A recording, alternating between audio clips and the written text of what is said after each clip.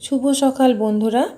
আজকে সকাল থেকেই ব্লগটা শুরু করলাম। এখানে একটু সুজির লুচি বানিয়ে নেব।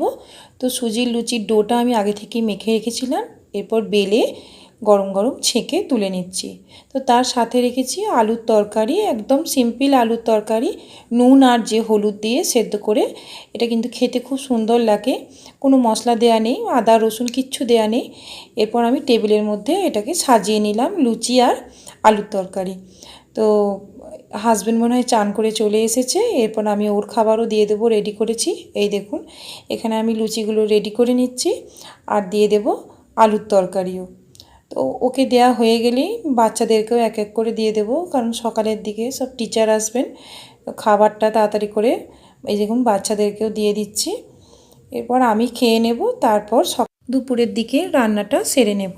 তো দুপুরের রান্নাগুলো ভিডিও তোলা হয়নি, কি কি মেনু আছে সেগুলোই দেখি।